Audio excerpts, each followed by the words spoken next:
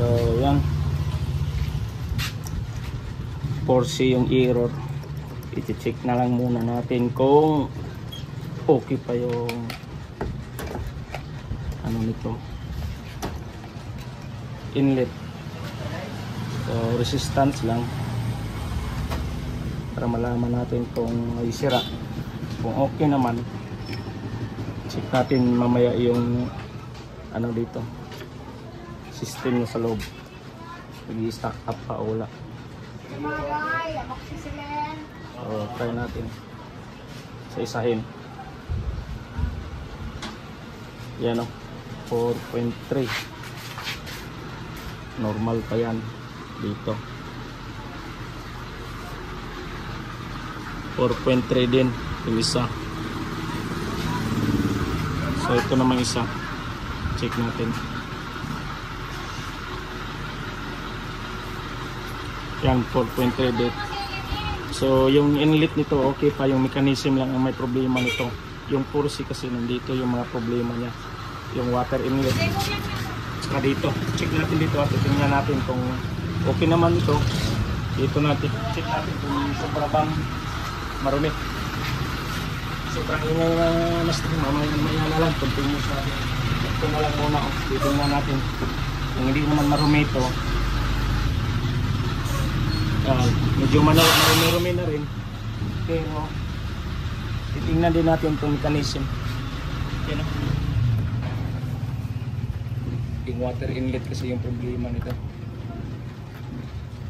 Ito. So lalagyan natin ng hose mamaya, susubukan natin, tatanggalin muna, lilinisin ito yung mechanism nito para isang ano na lang. Basta nandito lang yung problema sa 4C. Yung DC naman, titingnan natin mamaya yung water sensor. Ito, may water sensor at saka yung wirings doon nakapalibot dito sa loob, pati yung door switch baka may naputol. So yun lang, unahin lang muna natin yung trouble na 4C. Tatanggalin lang muna namin to.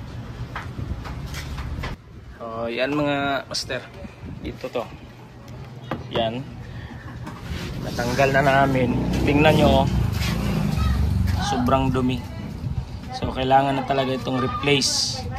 So pinakita ko lang na okay yung inlet valve nya, yung sa mechanism nya. Yan, sobrang dumi. Kita nyo sa lalim mo. So ito po yung number 1 na problema. Pati yung strainer nya. Pero ito madali lang naman to, pwede nating linisan lang yan. Pero ito kailangan nating palitan ito. So at the same time, wala pa naman kaming na order, lilinisan lang muna namin ito, tapos ibabalik natin, papaanda rin.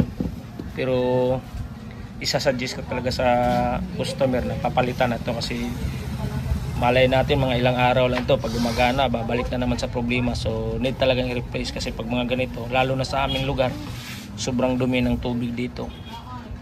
Yan o, yan, kita nyo sa loob, yan o. So lahat yan, ganito ang sistema sa loob.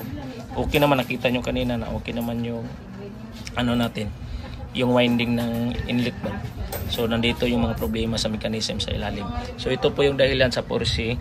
So i-update ko na lang kayo next pag ano na, pag makabili na sa yung customer, o-order muna kami nito.